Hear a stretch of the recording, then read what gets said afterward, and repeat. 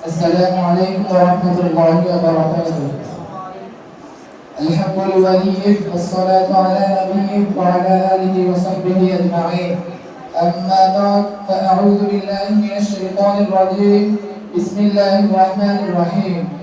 واعتصموا بحبل الله جميعا ولا تفرقوا.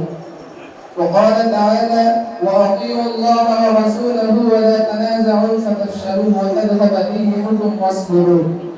وقال رسول الله صلى الله عليه وسلم: المؤمن للمؤمن كالبيان يشد بعضه بعضا.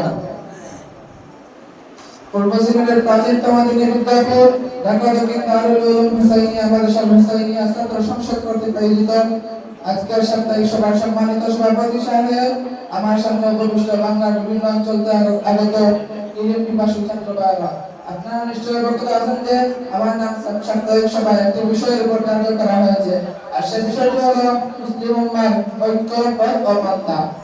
আমি যারা কোরআনে পাকের একটি আয়াত তেলাওয়াত করেছি, উত্তরে আল্লাহ বলেন: ওয়াতাসিমু বিহাবলিল্লাহি জামিআন ওয়া লা তাফাররাকু। তোমরা আল্লাহর রশিকে দৃঢ়ভাবে আঁকড়ে ধরো এবং তোমরা পরস্পর বিচ্ছিন্ন হও না, অর্থাৎ তোমরা আল্লাহর বিধানকে আঁকড়ে ধরো, আল্লাহর কুরআনকে আঁকড়ে ধরো। দ্বিতীয় যে আয়াত তেলাওয়াত করেছি: ওয়াতিউল্লাহ ওয়া রাসূলাহু ওয়া লা তানাযাউ ফাতাফশালু ওয়া তাযহাবা রিহুকুম ওয়াসবিরু। উত্তরের অর্থ হলো তোমরা আল্লাহ ও তার রাসূলের অনুগত্য করো এবং পরস্পর ঝগড়া করো না, আর না হয় তোমরা দুর্বল হয়ে পড়বে এবং তোমাদের হাওয়া অর্থাৎ তোমাদের প্রভাব বিলুপ্ত হয়ে পড়বে। আর আমাদের ঐক্যের পথ দেখিয়ে দেয়। আল্লাহর কোরআনকে কেন্দ্র করে এবং কোরআন সুন্নাহ ভিত্তিক ঐক্য কেবল ইসলামী ঐক্য হতে পারে। রাসূল সাল্লাল্লাহু আলাইহি ওয়াসাল্লাম আমি যে হাদিসটি বলেছি, আল মুমিনু লিল মুমিনি কাল বায়ানি ইয়াশুদ্দু বা'দাহু বা'দান।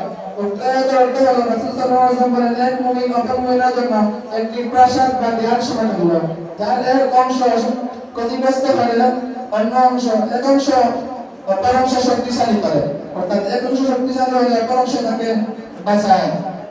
সম্মানিত শুধু ঐক্যের পথ তিনটি, ঐক্যের পথ পন্থা হলো তিনটি: কোরআন সুন্নাহর নিঃশর্ত অনুসরণ করা এবং ছোটখাটো মতভেদ দূর করা, ইজতিহাদি বা ফিকহি বিষয়ে বেশি বাড়াবাড়ি না করা, আর তৃতীয় যে বিষয়টি হলো পারস্পরিক ভালোবাসা ও বিবেক প্রয়োজন করা। আল্লাহ তাআলা আমাদের সবাইকে এই বিষয়ে জানার তৌফিক দান করুন এবং আল্লাহ তাআলা আমাদের সবাইকে হিংসা বিদ্বেষ বলে এক অভিন্ন মুসলিম উম্মাহ হিসেবে কবুল করুন। আমিন ওয়া আখিরু দাওয়ানা আলহামদুলিল্লাহি রাব্বিল আলামিন। আসসালামু